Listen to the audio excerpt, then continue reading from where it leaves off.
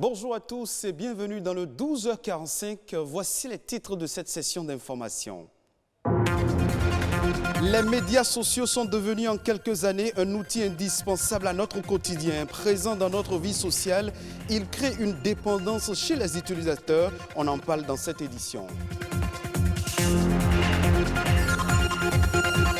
C'est une source inépuisable d'énergie renouvelable. Les panneaux solaires font désormais le bonheur de nombreux ménages à Cotonou et environ. Vous suivrez dans ce journal un reportage sur les panneaux solaires. Et puis, l'usage abusif d'antibiotiques est une menace pour la santé. Les antibiotiques sont des médicaments qui sauvent des vies, certes, mais peuvent abîmer les défenses naturelles de l'organisme.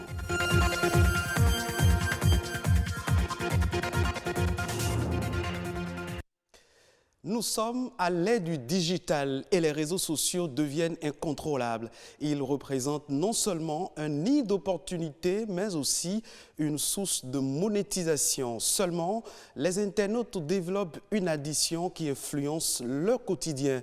Et plusieurs conséquences découlent de cette dépendance vis-à-vis des réseaux sociaux. Perspective Tossa nous éclaire un peu plus dans ce reportage. L'addiction fait souvent penser à la drogue ou à l'alcool.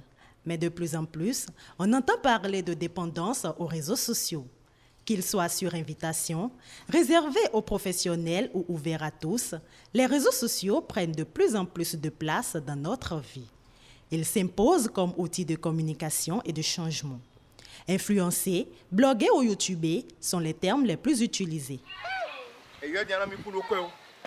Le blogueur, c'est celui-là qui crée des articles sur Internet. C'est donc un internaute qui écrit des textes, qui les partage, qui les diffuse, qui emmène peut-être des gens à découvrir un environnement, un coin, un village ou quoi que ce soit. Et le youtubeur, c'est également un internaute, mais lui qui crée des vidéos sur YouTube, il les partage et qui est une source de monétisation pour lui. L'influenceur, c'est cette personne-là qui est bien présente sur les réseaux sociaux et qui, de par sa personnalité, de par son statut, on va dire ça, influence les habitudes des uns et des autres et qui peut bien évidemment être porteur de l'image d'une marque.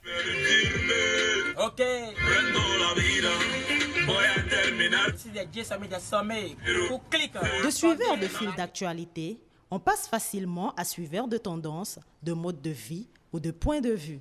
S'ils apportent de nombreux avantages, les réseaux sociaux ont aussi des impacts négatifs. De femmes, par exemple, on a envie d'être comme ces grandes dames-là qui, par les réseaux sociaux, ont pu atteindre un but, qui, par les réseaux sociaux, sont totalement affirmées aujourd'hui, donc influence positive de ce côté-là. Influence négative, alors moi, je suis tombée sur un reportage sur TF1, par exemple, où la jeune fille, elle était en communication avec quelqu'un qu'elle ne connaissait pas, bien évidemment, mais qui, depuis son profil, le profil qu'elle affichait, la mettait en confiance. Alors un jour, cette personne-là lui a dit, écoute, tes parents, quand ils seront sortis, laisse la porte ouverte et moi, je viendrai. Ses parents n'étaient pas loin. Elle a permis à cet individu-là de venir, tout simplement parce qu'elle a été mise en confiance avec ce que proposait celui-là sur Internet. Il existe des influenceurs et ces derniers créent des influencés. À force d'utilisation quotidienne, certains confondent réseaux sociaux et vie privée et d'autres mêlent la fiction à la réalité. Votre vie privée reste votre vie privée. Vous n'avez pas besoin de l'étaler sur Internet. Aujourd'hui, je vois des familles, je vois des parents qui s'amusent à poster des photos de leurs enfants, de leur maison. Je trouve que c'est un danger. On n'a pas idée. Vous vous exposez totalement, vous exposez vos enfants. Vous montrez l'école de vos enfants. Vous montrez en train d'emmener les enfants à l'école. C'est un vrai danger. Il ne faut surtout pas faire ça. Dans un monde de plus en plus individualiste, où l'on ne peut se passer du digital, l'utilisation des réseaux sociaux ne devrait pas être nocive si on en fait bon usage. Je le disais à l'entame de cette édition, les panneaux solaires sont une source inépuisable d'énergie renouvelable. À plusieurs kilomètres de Cotonou, beaucoup de ménages font du soleil leur meilleur compagnon pour regarder la télévision, suivre la radio et pour éclairer leur domicile. Nous avons rendu visite à 2 ménages, les précisions dans ce magazine. La lumière brille et le brasseur est en marche. Il est 18h30. Patrick nous conduit à la source de l'énergie électrique qui alimente son domicile. Au début, nous sommes allés avec 2 panneaux de 130 watts, après un panneau de 200 watts, ensuite un autre panneau de 200 watts et à la dernière phase 4 panneaux de 150 watts. Ici, l'éclairage fonctionne du soir au petit matin tant que les rayons du soleil entrent en contact avec ces panneaux solaires. À l'extérieur, le soir, nous avons 18 lampes qui sont allumées en permanence de 19h jusqu'à 6h ou bien 7h du matin. Vous avez une énergie très stable, sans fluctuation, non variante et une énergie propre. 1230 watts, c'est la capacité énergétique générée chaque jour par ce module de 8 panneaux solaires photovoltaïques pour un coût global d'environ 3 millions de francs CFA. L'énergie atterrit premièrement là, sur cet appareil, qui est le contrôleur de charge, qui charge ces équipements que nous appelons accumulateurs, les 4. Ici, vous avez l'inverseur, c'est cet appareil qui transforme l'énergie continue qui vient des panneaux en énergie alternative. C'est l'énergie que nous utilisons le soir pour alimenter la maison jusqu'au petit matin. D'un ménage à un autre, un Patrick peut en cacher un autre. Ici, l'énergie est également produite à partir du soleil. Les rayons solaires que reçoivent les panneaux sont stockés dans ces batteries de 200 ampères pour être utilisées. Les panneaux envoient l'énergie, ça passe par là pour aller sur les batteries. Et c'est ça qui donne en même temps le niveau de charge. C'est ça qui permet de savoir si les batteries sont en train de se vider, si les batteries sont pleines. C'est ça qui permet de le savoir. Ces panneaux solaires alimentent chez Patrick une dizaine d'ampoules et un poste téléviseur 24 heures sur 24, surtout pendant les vacances. J'ai un congélateur que je ne peux pas utiliser à plein temps. On l'allume autour de 10 heures lorsque le soleil est vraiment ardent. Et déjà autour de 15 heures, 16 heures, on l'arrête. Et ça tient les choses au frais jusqu'au petit matin.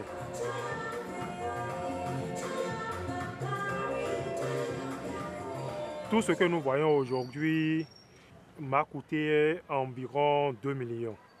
Et il faut avouer que je ne suis pas allé, je n'ai pas sorti les 2 millions en bloc. Je suis allé progressivement parce que c'est un système, on peut faire l'extension au fur et à mesure.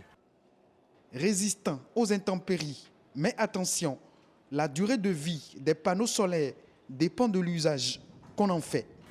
Si le panneau doit faire 15 ans, si on n'entretient pas, ça peut mourir après 8 ou 10 ans.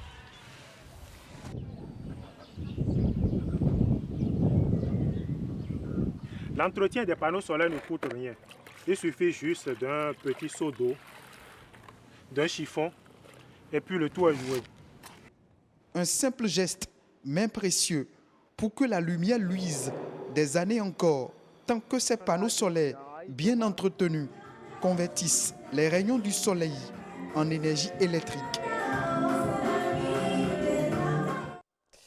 On parle à présent de l'automédication. C'est une pratique très courante qui consiste pour les utilisateurs à soigner leur pathologie en utilisant des médicaments dûment autorisés mais sans avis médical préalable. Et dans le cas des antibiotiques, s'ils sont pris de façon abusive ou inadéquate, ils peuvent avoir des effets contraires, voire même abîmer les défenses naturelles de l'organisme. Armel Zanou, pharmacien, nous en donne plus de détails dans cet élément. Un antibiotique, c'est avant tout un médicament dont l'objectif justement est de pouvoir lutter contre ce qu'on appelle les infections. Et les infections généralement sont liées au fait que les microbes qui sont dans notre environnement à des moments donnés arrivent à pénétrer notre organisme et malheureusement notre système de défense naturelle n'arrive pas à lutter efficacement contre ces microbes-là. Donc à un moment donné, quand ces microbes-là prennent le dessus, on va parler d'infection.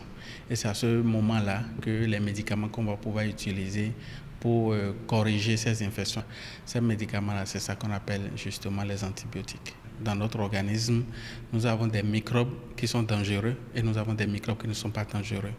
Alors, quand nous prenons justement les antibiotiques sans savoir sur quel type de microbe nous voulons agir. Malheureusement, parfois, nous faisons ce qu'on appelle des dommages collatéraux, c'est-à-dire en voulant tuer seulement les microbes dangereux, on arrive malheureusement à tuer également les microbes qui sont des microbes, disons, qui ne sont pas dangereux pour nous et qui même nous protègent parfois d'un certain nombre de maladies. À force de mettre une pression médicamenteuse sur un microbe, à un moment donné, le microbe commence par développer de la résistance. Parce qu'on va arriver à un moment où les médicaments ne pourront malheureusement plus être efficaces vis-à-vis de ces microbes-là. Donc c'est pour ça que c'est important, avant de prendre un antibiotique, de prendre l'avis d'un spécialiste de santé pour que le pharmacien ou bien le médecin puisse déterminer avec exactitude le type d'antibiotique qui correspond au type d'infection dont vous souffrez.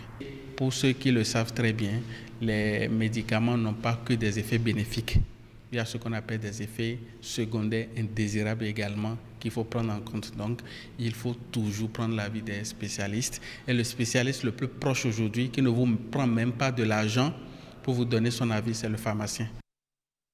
L'actualité, c'est également en bref et en images à travers un condensé des faits marquants de l'actualité nationale. C'est une présentation de Nadège Omoladesani.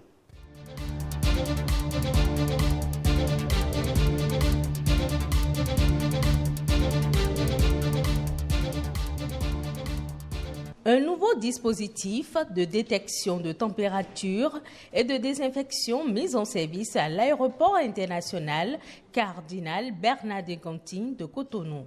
Cette technologie est une avancée à la hauteur de la riposte contre la pandémie du coronavirus. Le centre est ouvert de jour comme de nuit et est animé par les agents de santé qui font les prélèvements. Ils sont même assistés par des psychologues. La décision de prélèvement de 15% des gains de la Loterie nationale du Bénin est rapportée. C'est par une note circulaire en date du 4 août 2020 que la structure a annoncé l'annulation de sa décision relative au prélèvement systématique de la contribution spéciale libératoire sur les gains versés aux gagnants des jeux de hasard par retenue à la source de 15%. La décision avait suscité une vive polémique dans le rang des parieurs et des citoyens. Les travaux de la 3e session extraordinaire du Parlement ont pris fin lundi dernier après le vote et l'adoption de 4 projets de loi. Au nombre de ceux-ci figure le projet de loi portant autorisation de ratification de l'accord relatif à la dissolution de l'organisation commune Bénin-Niger, des chemins de fer et des transports et la mise en concession de la ligne ferroviaire Cotonou-Niamey signée à Cotonou le 19 mars 2015. La session de remplacement du baccalauréat 2020 est prévue pour le lundi 17 août 2020. L'information a été donnée par l'Office du baccalauréat dans un communiqué en date du 4 août 2020. Il s'agit des candidats qui n'ont pas pu composer lors de la session unique du baccalauréat pour des raisons justifiées. Le centre unique de composition est le CEG Sainte-Rita à Cotonou. La liste des candidats retenus peut être consultée dans les centres de correction.